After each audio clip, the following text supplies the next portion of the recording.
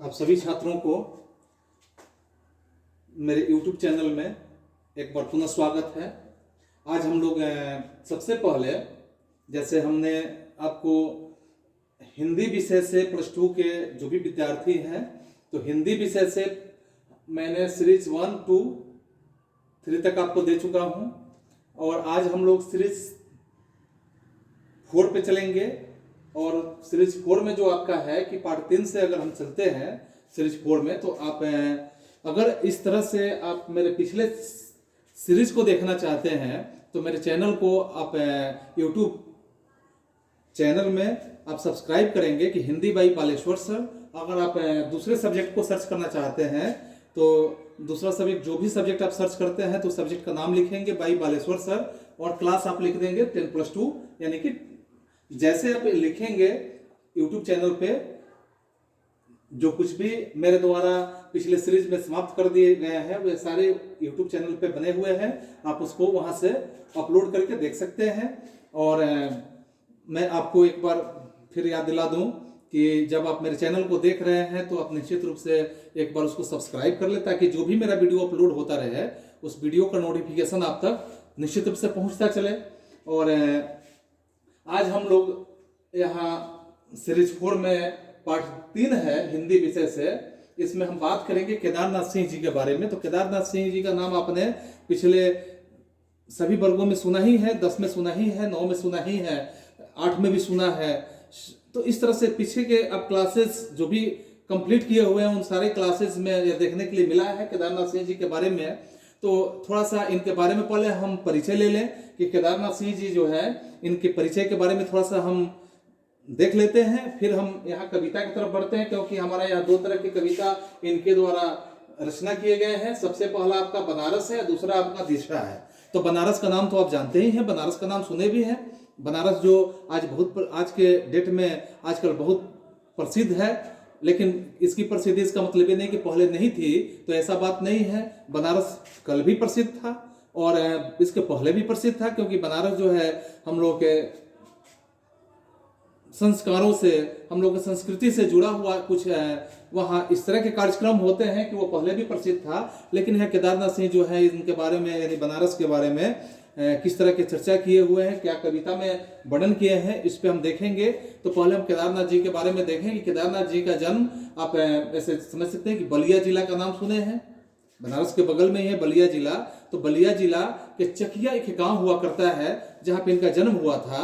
वे काशी हिंदू विश्वविद्यालय में ऐसे बचपन की पढ़ाई तो सभी लोग गांव में कर ही लेते हैं, तो गांव में इनकी भी पढ़ाई हुई और एमए की पढ़ाई इन्होंने काशी हिंदू विश्वविद्यालय से इन्होंने किया और साथ में काशी हिंदू विश्वविद्यालय से इन्होंने पीएचडी की डिग्री भी हासिल किया।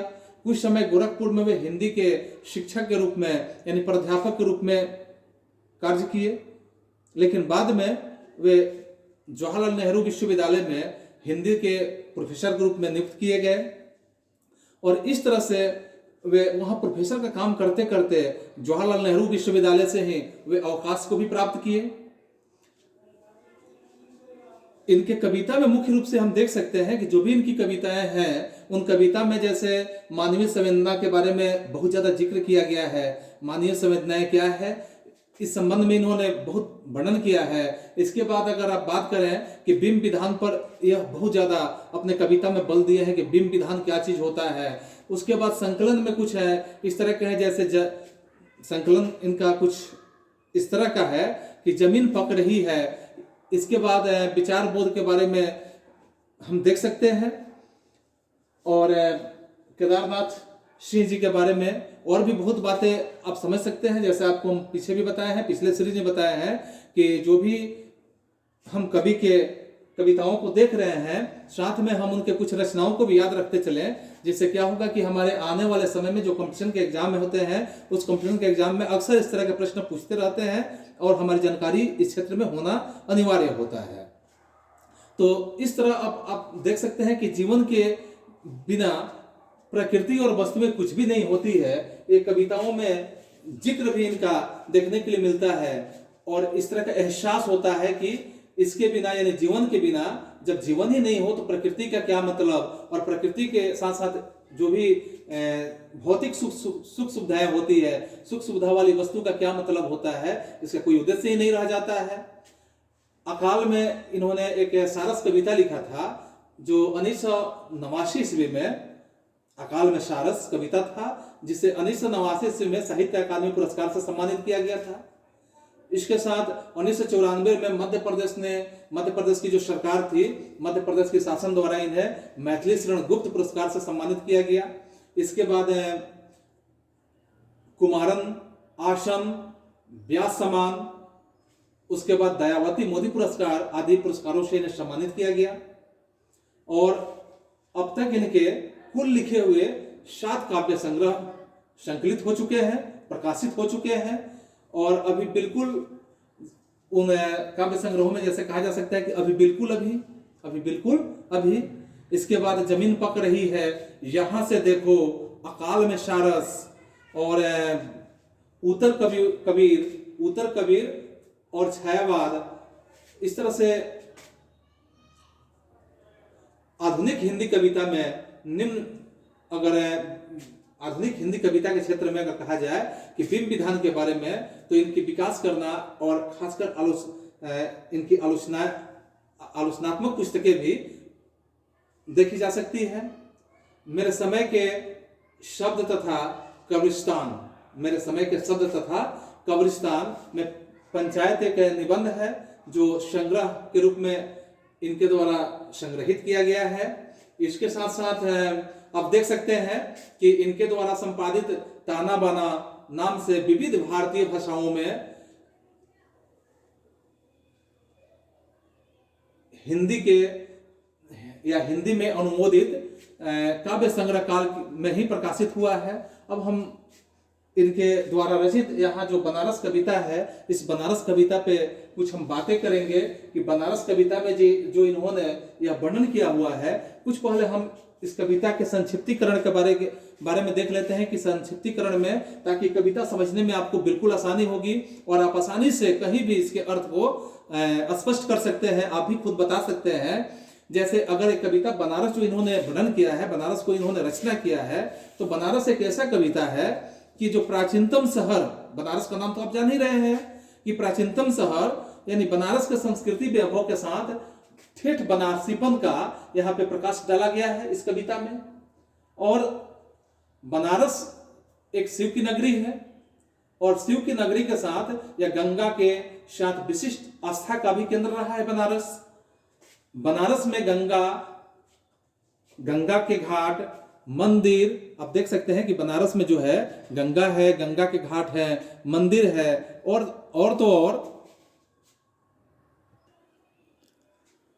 तो यहाँ देखेंगे आप कि जैसे बनारस में वहाँ मंदिरों और घाटों के किनारे बैठे हुए जो भिखारी हैं, भिखारियों के कटोरे में कुछ इस तरह की बातें की गई कि भिखारियों के कटोरे में जिसमें बसंत उतरता है का चित्र, यहाँ पे बसंत उतरता है का चित्र बनारस यानी कि कविता में यहाँ अंकित किया गया है, जो हम कविता पढ़ेंगे और इसका जो अर्थ हम समझेंगे। इस शहर के साथ कतिपय इस तरह की एक आस्था का बात किया गया है, जैसे काशी और गंगा के सानिध्य से, काशी का नाम जानते ही हैं, और काशी और गंगा के सानिध्य से मोक्ष की अवधारणा इसमें जुड़ी हुई है। लोगों का यह मत है या मानते हैं लोग कि इस शहर से, इस नगर से मोक्ष की भी प्राप्ति होती है। गंगा में बंधी नाव एक और आप कह सकते हैं कि मंदिरों, घाटों और मंदिरों में, घाटों में और जलने वाले दीप तो दूसरी तरफ कमी न, यानी कि इस तरह के अक्सर नजर आता है कि एक तरफ दीप जलते प्रज्वलित होते रहते हैं, तो एक तरफ घाट पे क्या होता है, लाशें जलते रहती है, और लाशें जब जलते रहती है तो कभी बुझने वाला, ऐसा मैंने लगता है कि वो लाशें कहीं बुझने वाली नहीं है, क्योंकि एक जलता है तब तक अभी बुझने की स्थिति में आता है, तब तक वहां दूसरा जल जाता है। यहाँ हर कार्य अपनी रो से चलता है, यानी उसका एक रो होता है और उस रो के हिसाब से सभी कार्य चलता है। यह बनारस का एक अपना अलग चरित्र है, बनारस का एक अपना चित्रण है। इसमें आप ये भी देख सकते हैं बनारस में कि यहाँ हर कार्य में जैसे आस्था है, श्रद्धा है, विरक्ति है, विश्वास है, आश्चर्य है और भक्ति का मिला जुला रूप आप देख सकते हैं कि यह बनारस का रूप है। अगर इतने रूप को देखना है तो आप बनारस में देख सकते हैं, ये सारे रूप वहां मौजूद मिलेंगे। यह कविता एक पुरातन शहर के रहस्य को खोलने का काम कर रहा है कि पुरातन शहर में वहां का क्या रहस्य था, उस रहस्य को खोलने के काम में यह आ सकता है कविता। इसके साथ बनारस एक मिथक बन चुका है आज के संदर्भ में, कि बनारस एक मिथक है जो इस शहर की दार्शनिक व्याख्या यह कविता कहती है, कि यह कविता में जो दार्शनिक व्याख्या किया गया है कि यह शहर आज मिथक के रूप में हम लोग के सामने प्रतीत हो रहा है, और यह सरल है और अर्ध के स्तर पर यह गहरी भी है।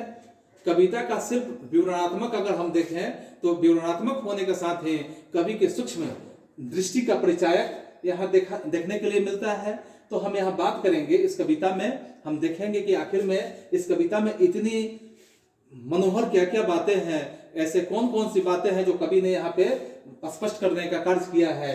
तो आप देखेंगे एक एक पंक्ति करते हुए कविता के क्षेत्र में कि इस शहर में बसंत अचानक आता है, इस शहर में बसंत अचानक आता है, और जब आता है तो मैंने देखा है, जब आता है तो मैंने देखा है, लहराता या मड़ुआडीह की तरफ से उड़ता है धूल का एक बवंडर, और इस महान पुराने शहर की जीव किरकिराने लगती है। यानी कि देखिए बहुत इन्होंने एकदम सीधे सरल भाषा में यह कविता को वर्णन किया गया है कि शहर में बसंत अचानक आता है। शहर का बसंत जो होता है वो अचानक ही आता है।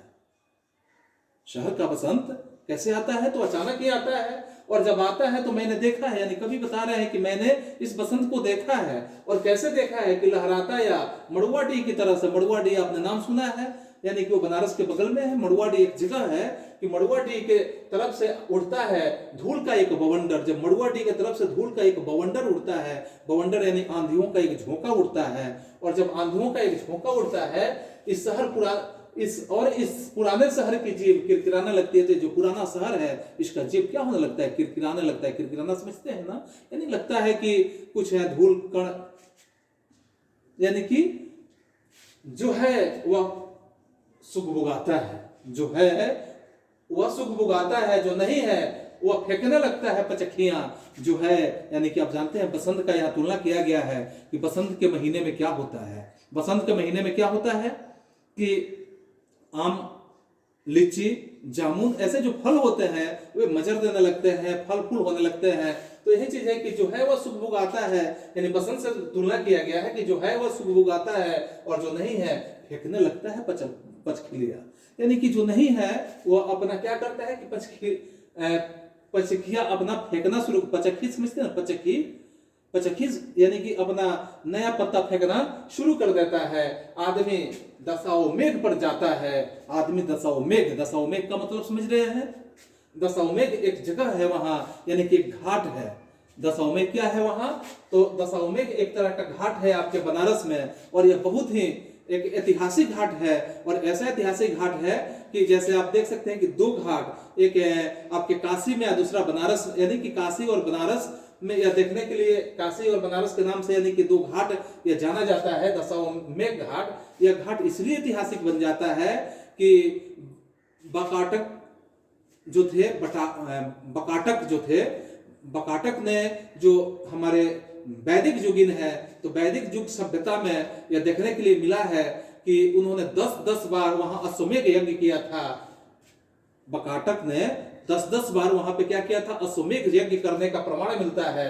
जिस 10-10 बार अश्वमेध यज्ञ करने के कारण ही दशाश्वमेध के नाम से उस जगह को जाना जाता है, उस घाट को जाना जाता है। यह है आप दशाश्वमेध घाट का ऐतिहासिक विवरण, जहां पे कहा जाता है कि आदमी दशाश्वमेध पर जाता है और पता है घाट का आखिरी पत्थर, यानी पता होता है घाट का जो आखिरी पत्थर होता है कुछ और मुलायम हो गया है।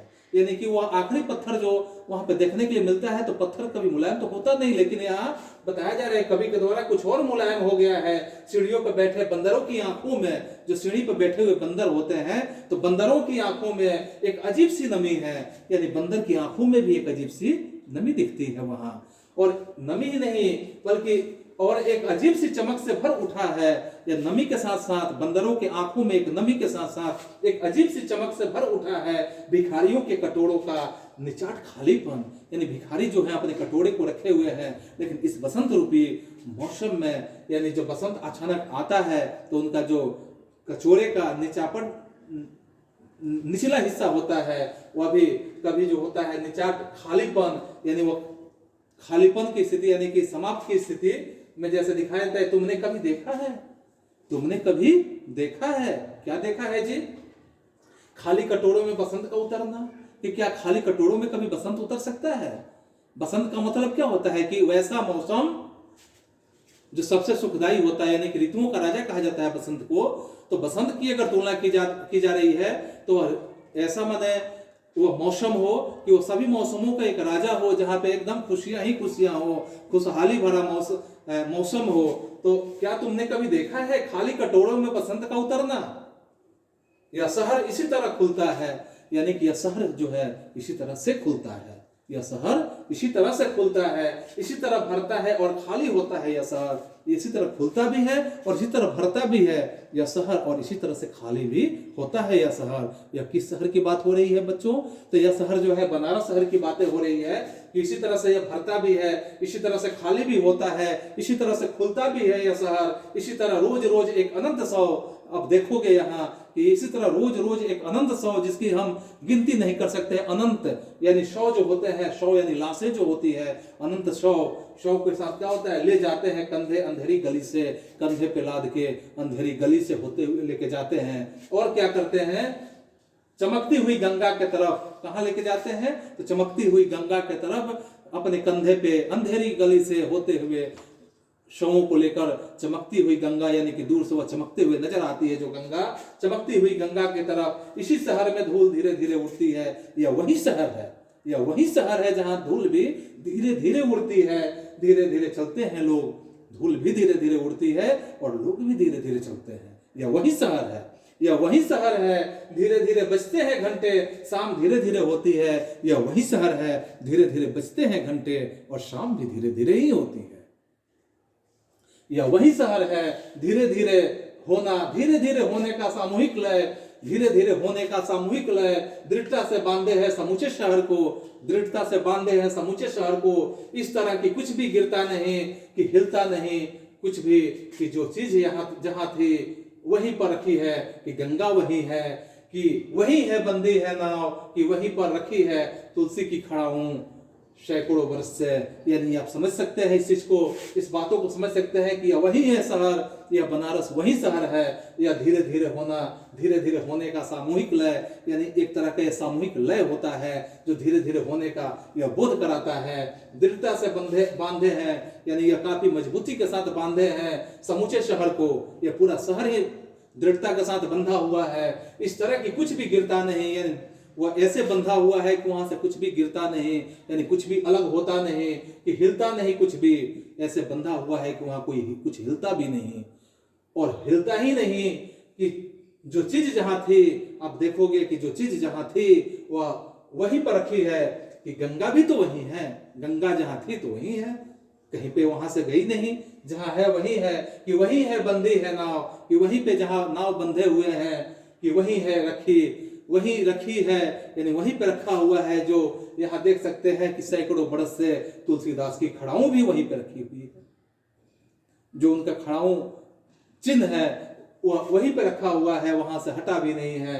कभी सही साँझ बिना किसी सूचना के घुस जाओ इस शहर में, कभी सही साँझ बिना इस सूचना के, यानी बिना सूचना के इस शहर में घुस जाओ तो क्या होगा? कभी आरती के आलोक में, कभी आरती के आलोक में इसे अचानक देखो, अद्भुत है इसकी बनावट। अरे देखो इसको, इस बनारस को देखो, इस शहर को देखो, कि गजब की बनावट है इसकी।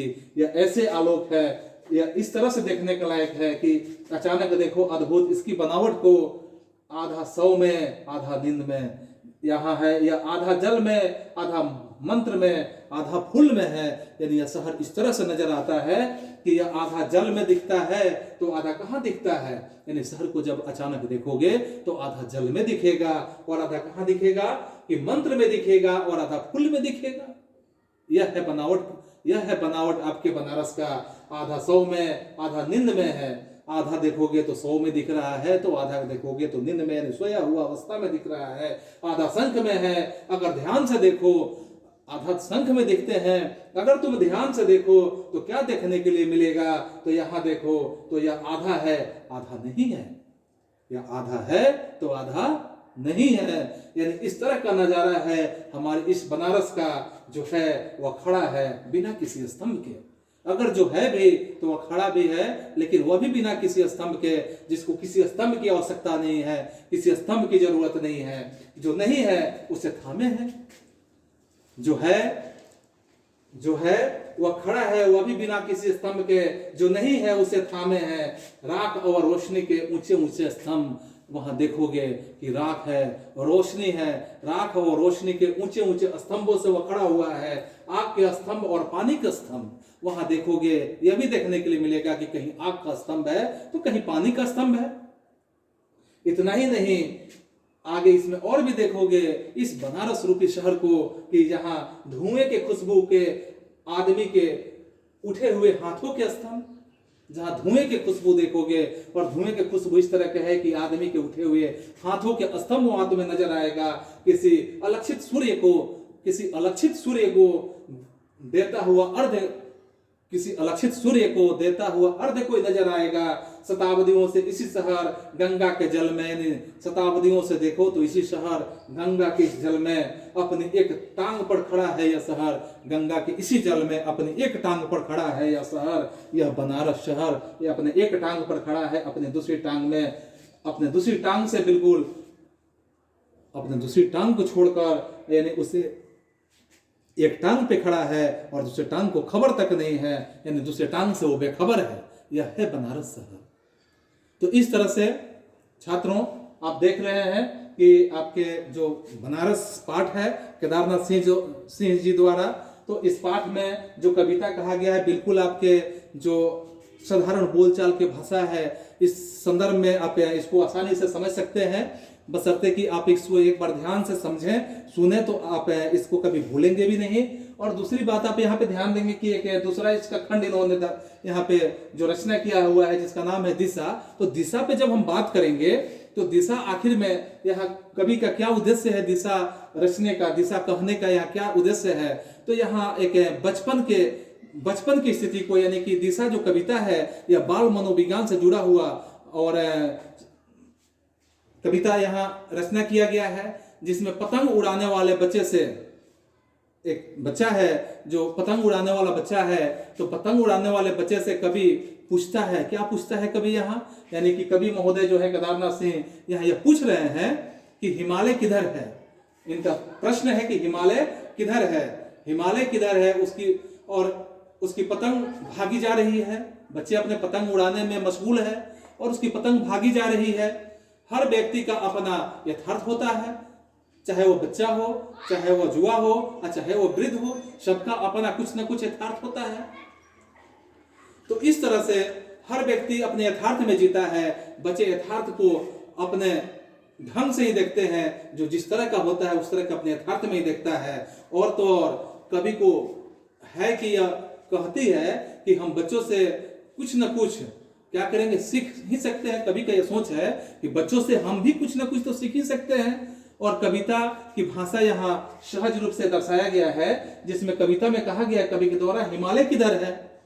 कवि पूछ रहे हैं कि हिमालय किधर है। मैंने उस बच्चे से पूछा जो स्कूल के बाहर, एक विद्यालय के बाहर एक बच्चा जो था, उससे मैंने पूछा कि हिमालय किधर है, हिमालय किधर है। पतंग उड़ा रहा था, पतंग उड़ा रहा था, उधर उधर उसने कहा, उधर उधर उसने कहा। यानी वो बच्चा क्या कर रहा था, कोई काम कर रहा था, उसका काम था कि पतंग उड़ा रहा था। क्योंकि मैंने अभी बताया कि जो जिस यथार्थ में होता है उसी यथार्थ में वो जीता है। तो बच्चा भी अपने यथार्थ में है, उसने बता दिया उधर उधर, उसने कहा किधर बताया, कहां बताया, तो जिधर उसकी पतंग भागी जा रही थी, जिधर उसकी पतंग भागी जा रही थी, क्योंकि उसका तो यथार्थ उसका पतंग ही था, वो पतंग पे ही अपना ध्यान लगाया हुआ था। तो जिधर उसकी पतंग भागी जा रही थी, मैं स्वीकार करूं, मैं कभी यहां बोल रहे हैं कि मैं स्वीकार करूं, मैंने पहली बार जाना हिमालय किधर है। कभी को यहाँ पहली बार समझ में आया कि हिमालय किधर है, यानी कभी को यथार्थ का ज्ञान हुआ, यथार्थ के बारे में उन्होंने समझा कि जो जिस काम में लगे हुए हैं उसी काम में मशगूल है, उसी काम में है। इसलिए कभी को यहाँ एक छोटे बच्चे से भी सीख मिलती है। तो छात्रों आप देख रहे हैं कि यहाँ आपके दो कविता जो केदारनाथ सिंह द्वारा रचित है, इस दोनों कविता में आप थोड़ा सा इसको ध्यान से इत्मीनान से और शांत जगह पे सुनेंगे तो मुझे लगता है कि आप इसमें किसी भी तरह के प्रश्न को सॉल्व करने में पीछे नहीं छूट सकते हैं। और आपका ये सिलेबस का जो हिंदी का +2 लेवल में है, आप ये समझ रहे हैं कि आज के डेट में आपके 100 नंबर के हिंदी हैं और 100 नंबर के हिंदी सबके लिए अनिवार्य है, इसलिए आपके लिए उतना ही अनिवार्य है जितना और भी कोई सब्जेक्ट अनिवार्य है। इसलिए इसको ध्यानपूर्वक समझें। और मैं आपको एक बार याद दिला दूं फिर से कि आप अभी तक मेरे चैनल को सब्सक्राइब नहीं किए हो तो अवश्य सब्सक्राइब करें और मेरे हर आने वाले वीडियोज का अपलोड आप देखते रहें, ताकि सब्सक्राइब के माध्यम से आपको नोटिफिकेशन मिलते रहेगा। और आज के लिए मैं इतना ही अपना क्लास समाप्त करता हूं, फिर हम मिलेंगे अगले सीरीज के साथ। तब तक के लिए बच्चों, थैंक्स, दैट्स ऑल।